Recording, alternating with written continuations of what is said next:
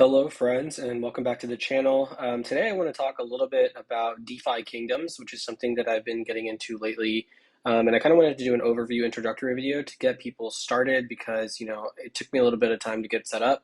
And there's some good videos out there, but I thought I would make one just to clear things up for some people. I know this has been kind of blowing up on crypto Twitter, and everyone's been trying to get in. So I thought this could be a little bit helpful. And then I'll talk a little bit about two or three areas of the game that I think are important right now and where I've personally gotten in. And so if you're looking to get started, this might be helpful because sometimes it can be overwhelming to get into all the different pieces of DeFi Kingdoms. Before we get into it, if you appreciate these videos and enjoy them, definitely subscribe to the channel. We've had 70 subscribers, which is pretty big for me. So I appreciate everyone who's following along. And nothing I say in this video is financial advice. You should do your own research. I just kind of enjoy these projects and so want to give you guys a little bit more information about them. So first things first, what is DeFi Kingdoms? I highly recommend that you go in and read the docs website for this. I haven't gone through and read all of it, but it does give you a kind of a high level introduction to the project. And at the crux of it, it's essentially DeFi combined with NFTs. So they have a token which is called the Jewel token, that is kind of the in-game currency. And then there's also gold, which is another type of currency. But the Jewel token is the main one. And you can do different things with it. There's heroes that you can send on quests. You can stake. You can do all this kind of stuff. So it gets very complicated very fast. So if you do have a minute, I would just read kind of this section here, which is the high level overview. Or you can watch a YouTube video that's like 30 minutes or 45 minutes about like every part of the game. But at its core, it's essentially DeFi combined with NFTs to make kind of a gaming experience. But in order to actually get started, you have to have some money on the Harmony network, which is separate from the Ethereum mainnet. And so that's kind of what we'll talk about first, is how to actually get money over to the Harmony network, so that you can eventually get into the game. And this is what the game looks like, but we'll go into that after we talk about how to get money over. So the best way, or at least the way that I've been doing it, is to use the Harmony bridge. This is the website for it, bridge.harmony.one. Make sure you're at the right link. I just don't want anybody to go to a wrong link, but if you Google it, and I can put this in the description, it's the first link that comes up. And so what you'll want is you just need to go ETH to 1, which is what we're doing. You need to connect your MetaMask here. I'm not going to actually do this because I've already moved a bunch of money over, but you connect your MetaMask here. I personally set up a separate wallet just for DeFi Kingdoms because, as you'll see in the game, like you start kind of essentially interacting with a lot of different contracts and a lot of different tokens come into your wallet. So I wanted just a clean wallet, so I started a fresh one. You would pick ETH, and then when you pick that, right now I don't have any ETH in this wallet because I've moved everything over, or actually I haven't connected anything, but you would be able to, select how much ETH you want to actually move over, and don't forget to save a little bit for some gas. And then once you actually do that, your one address is I just use my same MetaMask address, and it'll say here, use MetaMask address. And then you press continue.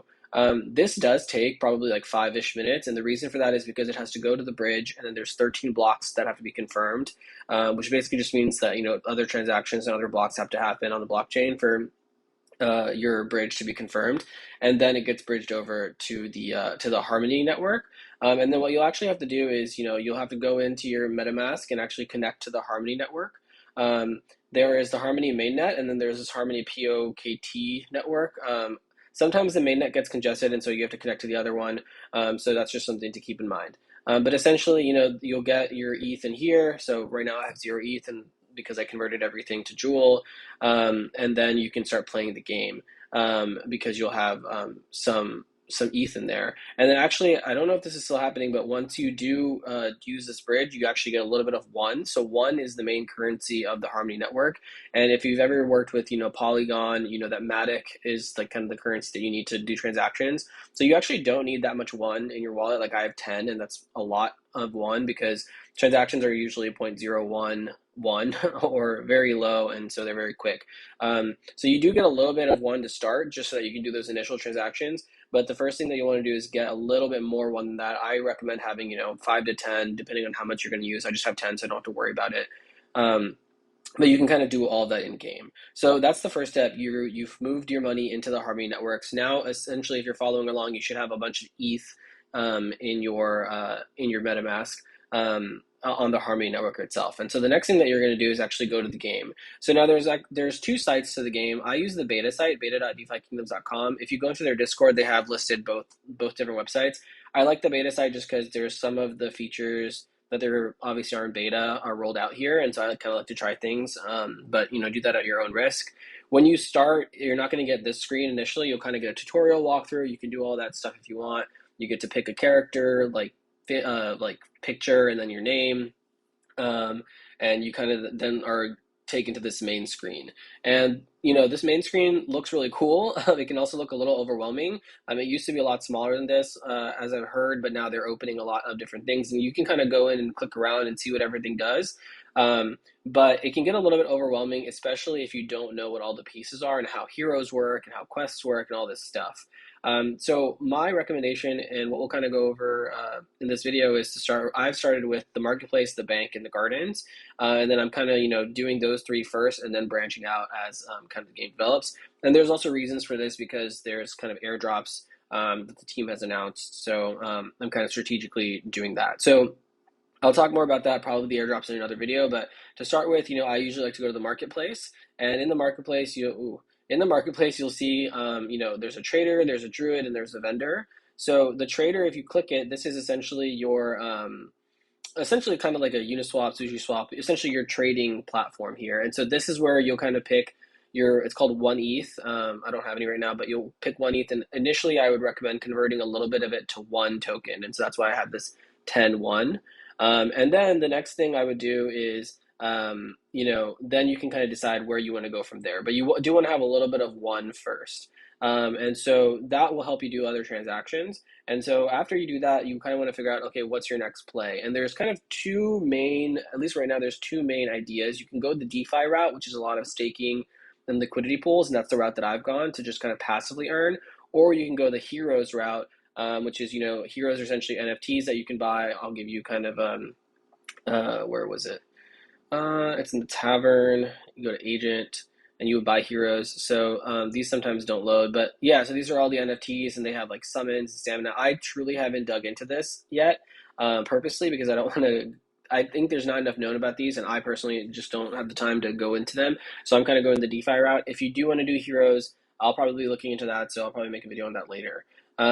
But for now, we're going to stick with the DeFi route, which is what I'm most familiar with. And so in the DeFi section, there's kind of two things that you can do. So now you have a little bit of one, and you still have all of your ETH that you moved around. So there's essentially the bank, and then there's the gardens. The bank, if you go in here and you click on the teller, this is essentially where you can stake your jewel. So jewel is the main currency of the game, if you've been following DeFi Kingdoms, jewel has run up like a crazy amount. It was like kind of below $10 not too long ago. Now it's at like $20, almost probably a little bit above $20. And so you can go in here and you can actually stake your jewel for something called X jewel. And this ratio of one X jewel to jewel keeps going up. So there isn't a timeline exactly. It's kind of just based on how many transactions are occurring on the network and in the game. But essentially, like, I have 169 jewels in here, and they're worth 102 X jewels. But as this ratio goes up, when I withdraw, I'll be able to claim more jewels. And the reason I specifically have 100 X jewels or a little bit more than that is because right now, if you're watching this kind of between January 3rd and I believe January 23rd of 2022, if you have 100 X jewels in here for an average amount for that time period, they're launching a parallel kingdom on the AVAX blockchain, and you'll get some crystal airdrop based on the amount of X jewel that you have, which is kind of the currency over there. So that's going to be their version of jewel. And then you're also entered into a raffle for one of the Gen Zero heroes, which are supposed to be super valuable. So I've just kind of put 100 X jewel here. That's my strategy. Some people go the staking strategy, and the second strategy, like we'll talk about, is the LP strategy. So I've actually just just for full transparency, I put about an ETH into this. I put half of that ETH into the staking of jewels, and I put the other half of the ETH into LPs. And I'll talk a little about LPs now, but this is kind of the first thing. So if you do want to, get some jewel from that original trader, you would come here and you'd be able to deposit it, and then it would just kind of sit here, and then this ratio would get higher and you could accumulate jewel. So that's one way of generating income. The other way is to we can go back to the map. I usually sometimes use this menu because it's faster, but if you're new, I don't know what all these mean, so I always have to remember. The other way is to do liquidity pooling. And so the liquidity pools are in the garden and in Seedbox.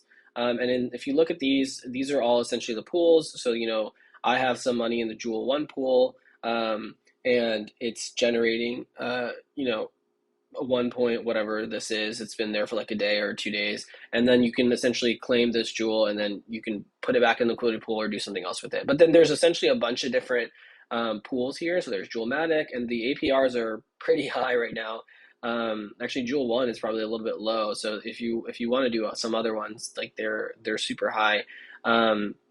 Depending on what you're looking at. So I know some people have been doing Jewel AVAX because they're pretty bullish on kind of this pair of because you want to have both of them go up if you're LPing for impermanent loss, which is a whole other topic. But there's Jewel ETH, and so I was either looking at this Jewel ETH one or the Jewel 1 pool, so I ended up choosing Jewel 1. So let's say you want to actually add some liquidity to one of these pools. How do you actually do that? So what you first have to do is you go back to the map. You go back to the marketplace. So the marketplace is kind of home base. So if you remember correctly, the trader is where you would do trades.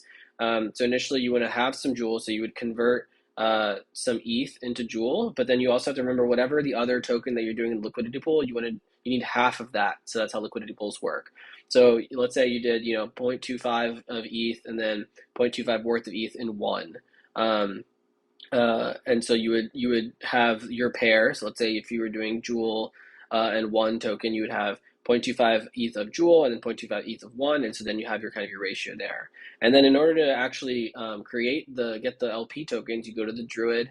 You would you click buy seeds, and when you click buy seeds, you can actually choose the pair that you want, and then put the appropriate amounts in there, and then you would be able to get a seed into that liquidity pool. And so that essentially just means that you made the liquidity pool and you have a seed, but that's not the last of it. So for example, you can see that I have, this many pool tokens, and like my pool share is basically nothing because obviously I'm a small fish.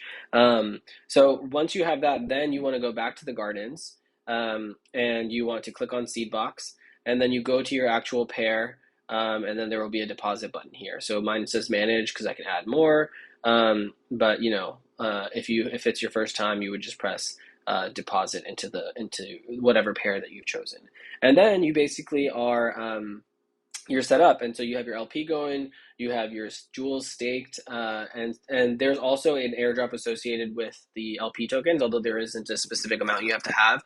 It's just proportional based on like however much you have in the pool. And so right now I'm expecting a lot of people are putting tokens into the LP, and then as well as staking. But once that ends in January 23rd, people may pull out, so you can see the price of Jewel kind of go down. So those are the two main plays of how I would get started with DeFi Kingdoms. It is a lot to take in, and I'm sure this video was also kind of confusing, but essentially the two plays are to bridge your ETH over, go into the marketplace, stake some, and then put some in the LP token. And that way you can start generating at least some kind of earnings from just to have a little bit of exposure into the project. Of course, there's the whole question of heroes and things like that. Personally, I'm probably going to wait until the AVAX Kingdom launches, because I may try to buy heroes on that side. And then I'll probably make a separate video of all the different airdrops, so that you guys have more information on that, depending on how you want to strategize. Because there are different ways depending on how much ETH you have, there's many different ways you can get involved in the airdrop. And so the last thing I'll say in this video is, if you want to click on this website, kingdom.watch, it's kind of a nice website for you can enter your wallet address, and it shows you an overview of kind of like where everything is in all the different staking and DeFi stuff that you've done. So for example, this tells me, there's locked jewels, which are things you can't take out. And, it tells me where everything is. So if I click on gardens, I kind of like looking at this because you can see, this is how much I have in the garden. And in a day, I'm making about like $25. In a week, I'm making $180. And then over the year, I'll make like $9,000. Of course, this is if the APRs stay at the same rate, which they won't, because that's like really high. But it does give you, a week out. It's probably not a bad thing to think about. So $180 a week, that's probably doable. And then also you have to consider, the only other thing you have to consider is if you want to have some exposure into Jewel itself as a token. That's why I'm also just staking Jewel, because I'm not kind of LPing it to make sure that I have a little bit of exposure to the Jewel token. So that's the very high level overview of DeFi Kingdoms. I'm still learning, so I'm hoping to make more videos about this. just kind of guides and thoughts, probably as I get more into the heroes. So I'm probably making an airdrops video. So if this was helpful, I'd appreciate it if you liked the video, subscribe to the channel, and I will see you guys in the next one. Take care. Bye.